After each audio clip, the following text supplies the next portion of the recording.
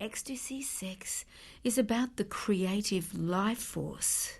It's about a limitless energy.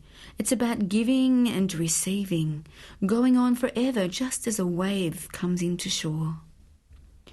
But genital or Western sex can sometimes be a destructive life force. It's ridden with negative social conditionings, and this can develop into fear, which long-term actually decreases the amount of communication, decreases the experimentation, flattens the spontaneity, and suppresses the amount of joy that people can share in their sexual experience. In ecstasy sex, you can enjoy pleasure all the time, right from the beginning of making love until the end. Whereas Western genital sex tends to emphasise intercourse. There's a great pressure to ejaculate and come as quickly as possible. The main pleasure only seems to happen with the ejaculation or orgasm. Whereas ecstasy sex is slow and suspended. Western sex is dynamic and vigorous. Ecstasy sex involves open eyes. Your eyes are the windows to the soul. Whereas most people during Western sex tend to keep their eyes closed. In ecstasy sex, the inner child comes out to play. And it's perfectly okay to make lots of noises, from crying out loud with pleasure to gooing, gahing, and almost gasping like a baby.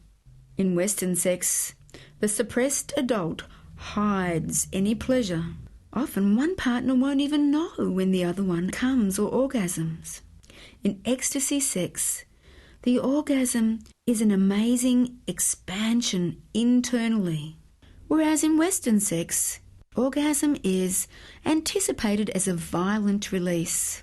It's centred in the genitals and it's an externally felt sensation.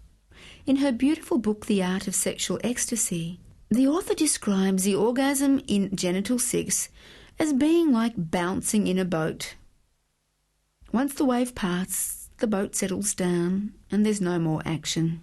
It's a very localised release.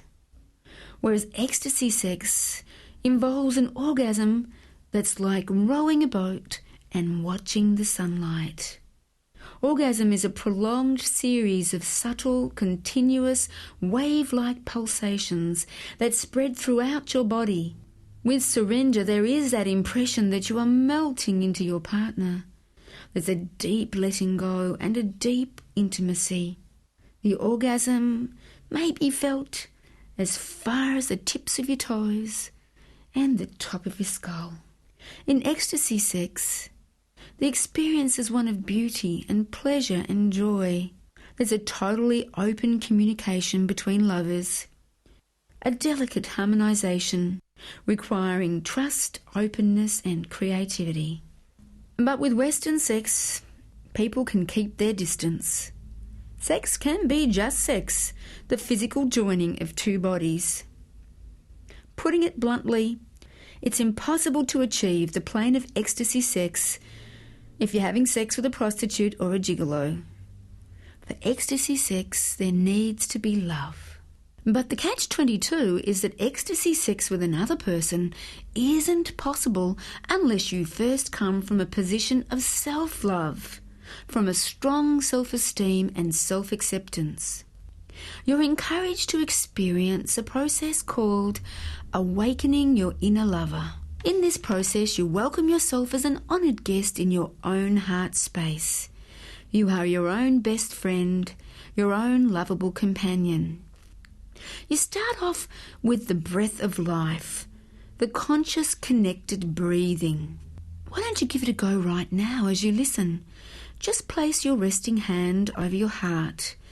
It helps you to connect with the physical sensations.